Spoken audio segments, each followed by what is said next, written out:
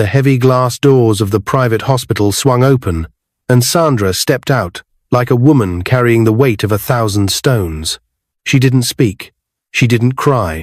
Her driver followed behind her silently, unsure whether to ask if she was okay. Inside room 409, her father, Chief Simon Oliinkathi oil tycoon, the billionaire, the man many called Africa's steel lion, was dying. His voice was weak, barely more than a whisper, but his last wish was loud and clear. "Sandra, bring your husband. Let me see him before I go. I need to tell your mother I fulfilled her last request." Those words stabbed Sandra deeper than any knife, because there was no husband. There had never been one. At 30, Sandra had chosen career over marriage.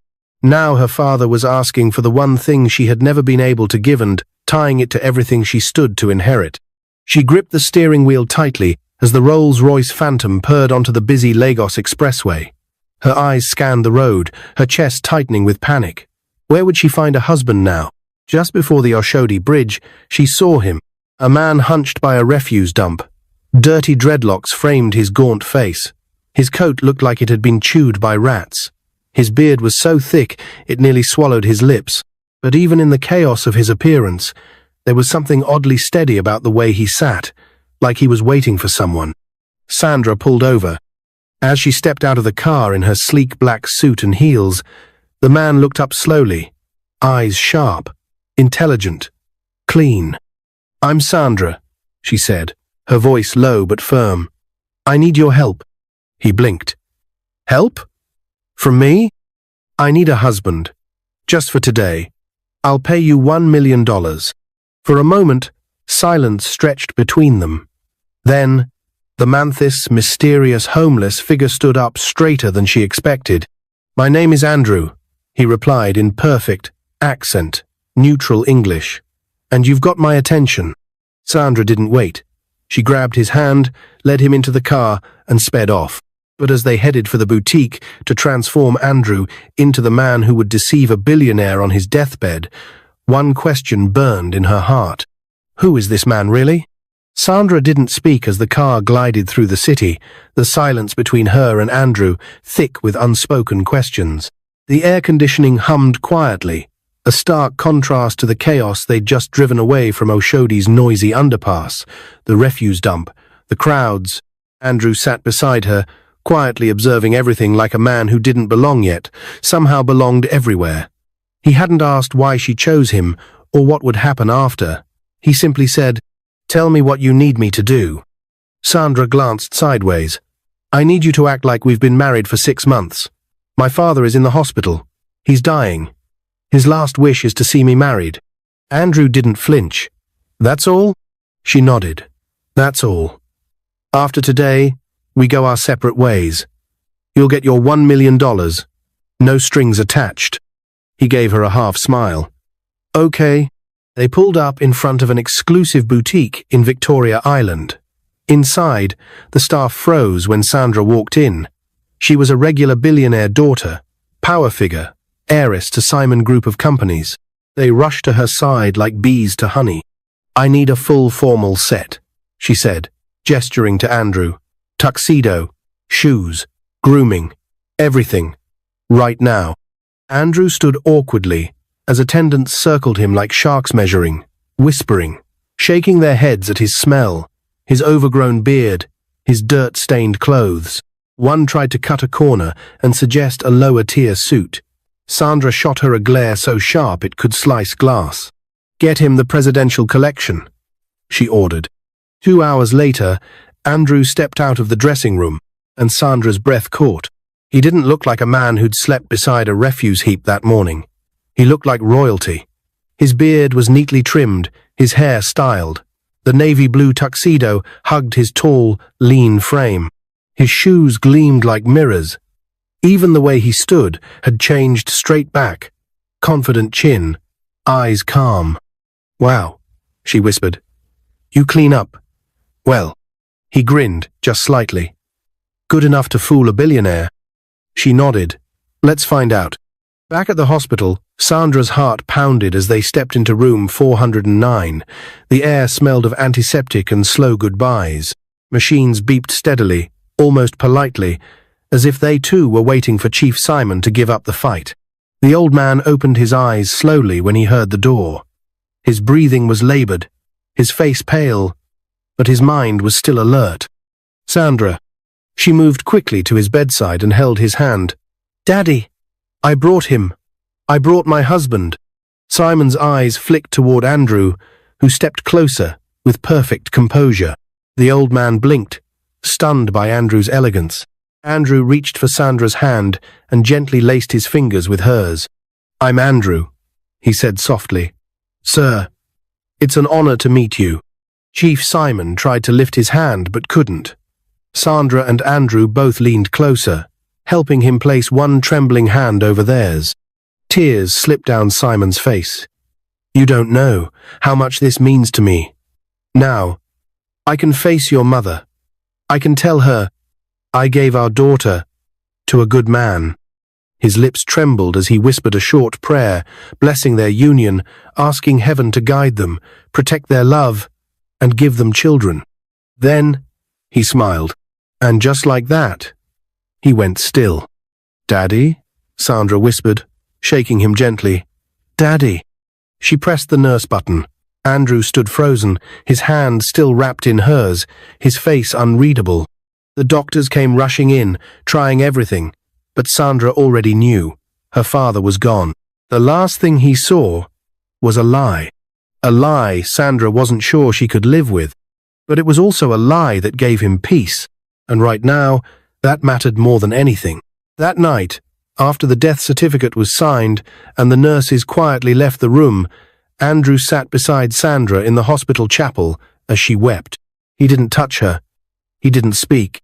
But as the flicker of candles reflected in his steady eyes, Sandra began to wonder, why does this man, this stranger, feel like the only real thing in my life? The next few days moved like a blur for Sandra. Calls, condolences, meetings, arrangements, paperwork, more condolences. The burial of Chief Simon Oleinka was scheduled for Saturday. It would be the biggest funeral Lagos had seen in years. Dignitaries, politicians, oil magnates, and foreign investors had all sent word they'd attend. But none of that mattered to Sandra. She had lost the only parent she had left. Her heart felt hollow. And worse, guilt hung around her like a dark cloud. She had lied to her father. She gave him peace, but at the cost of truth. And yet, through it all, Andrew remained by her side. Not in a flashy way. Not demanding attention. Just there. In the shadows, in the planning rooms, on the phone with caterers, at the venue with decorators, even calming down a screaming aunt who didn't like the color of the casket drapes. Andrew handled everything. He took orders from no one, yet offended no one. He anticipated problems before they happened and solved them before Sandra noticed. One afternoon, as Sandra sat alone in the large family living room, sipping cold water and staring at the guest list, her older cousin Titi walked in. "Your husband is really something," Titi said with a smirk. "If I didn't know better, I'd think he was raised in Ikoyi." Sandra laughed nervously. "You think so?" Titi nodded. "He's so organized. He even corrected the pastor this morning politely too, and he doesn't talk too much. I like him." Sandra smiled faintly, unsure how to respond. That evening, as the sun set and the compound quieted down, Sandra stepped onto the balcony of her father's mansion. She found Andrew sitting there alone, staring out at the city skyline. She sat beside him. Silence passed between them like a slow breeze. "You didn't have to do all you did today," she said softly. "I know. I didn't even ask. You just took charge." Andrew smiled faintly. "I've planned events before." She turned to look at him. "What did you used to do? Before you ended up under that bridge?" Andrew hesitated, then turned to her. "I studied chemical engineering at Unilag, graduated top of my class." Sandra blinked. "You're an engineer?" He nodded. "I had a good job, a small apartment in Surulere. Life was okay. Then one day, there was a gas explosion in the apartment above mine. Fire destroyed everything. I didn't have insurance. Lost my documents. My company was downsizing. I was laid off the same week. She stared, stunned. You never told me this. I didn't think it was important. You weren't hiring me for my resume. Sandra bit her lip. Still, I should have asked. You've done so much. I want to pay you. I promised Don $1 million. Just say the word. I'll wire it to you tomorrow morning. Andrew turned to her, expression calm and firm. No? Sandra blinked. No? I don't want the money. I did what I did because a dying man wanted peace, and because you look like someone carrying too much alone. She stared at him, truly seeing him now, not the unkempt man from the street, not the actor in a tuxedo, but the soul behind the eyes. Andrew, please, let me do something for you. Anything. He sighed, then spoke gently. All right, if you want, help me get a room, just somewhere I can sleep safely, and maybe help me find work. I'll earn whatever else I need. She didn't know when the tears slipped down her cheek, not from sadness, but from something deeper, respect, admiration, something she hadn't felt for any man in years. Cliffhanger. The next morning, Sandra picked up her phone and called her late father's company. I want Andrew on staff, she told the HR director. Start him with something challenging. Let's see what he's really made of. But even as she hung up, her heart raced not with fear, but something far more dangerous. Was she falling for him? Monday morning came with the sun streaming through the glass walls of Simon Group's Lagos headquarters. Sandra stood at the window of her corner office, high heels silent on the glossy marble floor. From here, the entire city looked small like chess pieces waiting to be moved. But her mind wasn't on business. It was on Andrew, the man she paid to pretend, the man who never took the money, the man who, somehow, had made her feel seen. She hadn't told the board about him yet, not fully. Not about the bridge, the $1 million offer, the fake husband plan. All they knew was that a consultant named Andrew was now part of a new internal innovation project. That's what she had written in the memo. She didn't owe anyone explanations. But her heart, it was beginning to ask questions. Ma. Her secretary's voice came through the intercom. Mr. Andrew is here. Sandra felt a flutter in her chest. She quickly smoothed her blouse and took a breath. Send him in. Andrew walked in looking completely transformed, gone were the rags. Now, he wore a slim-fitted charcoal suit. No tie. Just confidence. And yet, he still had the same calm, humble eyes. You wanted to see me? He asked. She gestured toward the chair. Yes.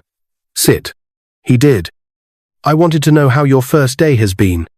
Andrew chuckled softly. Challenging. Your staff didn't exactly roll out the red carpet.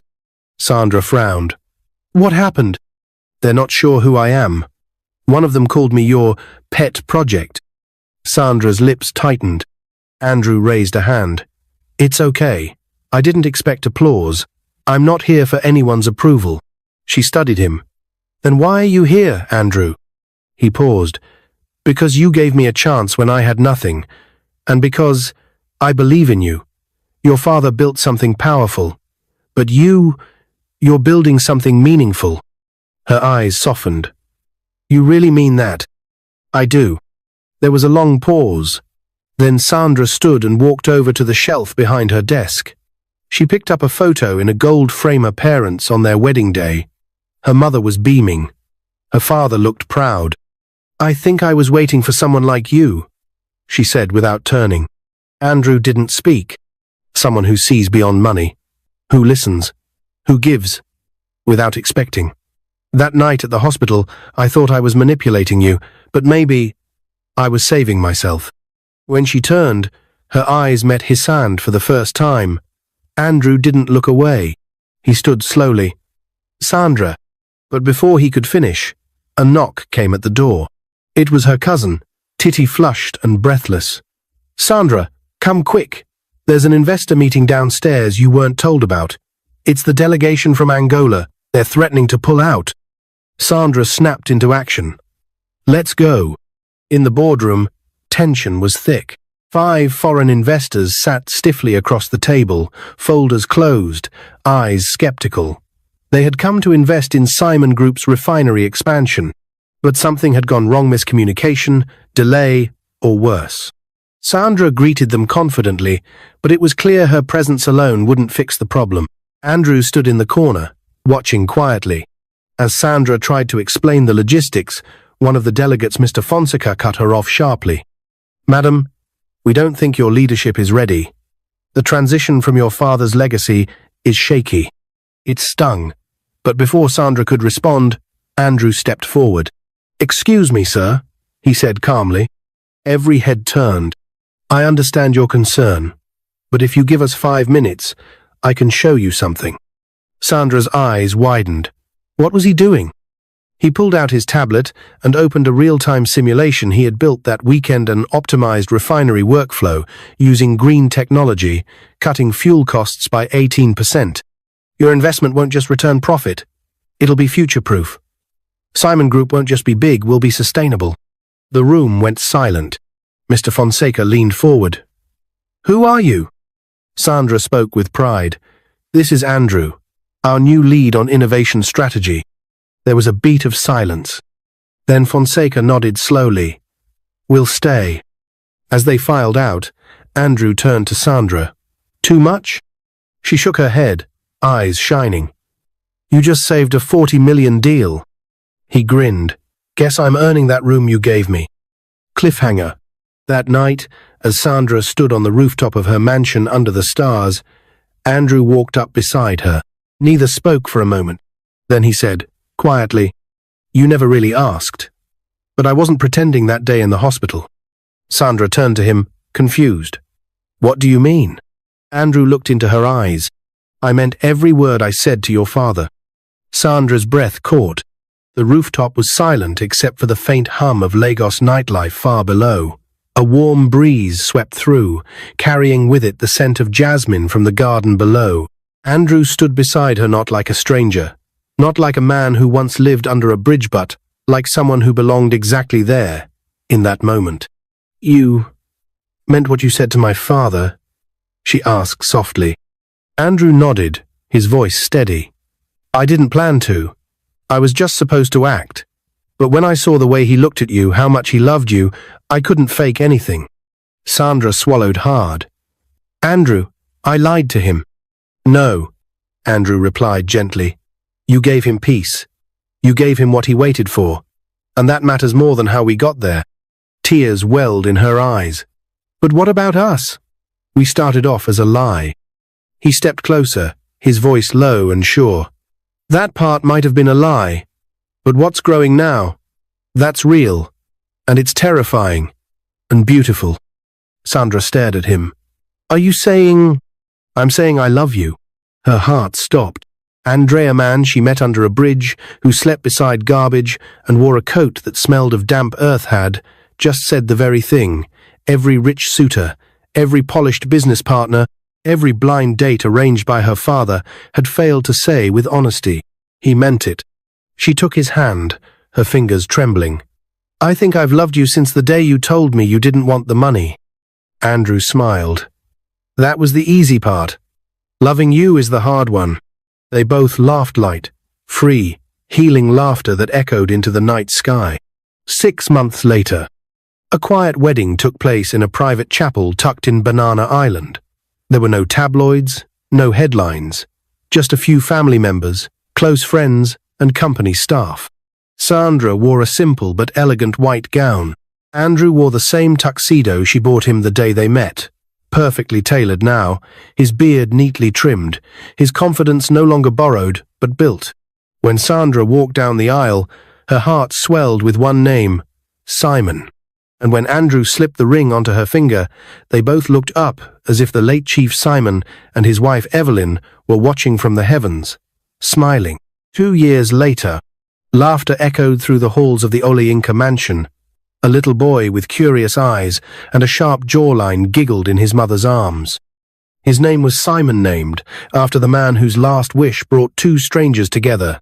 Andrew stood behind Sandra, wrapping his arms around her as they watched their son crawl toward a row of toy trucks. He was now the assistant group managing director of Simon Groupone of Africa's largest oil empires. Sandra, the group managing director, had not only fulfilled her father's wish, but had exceeded it.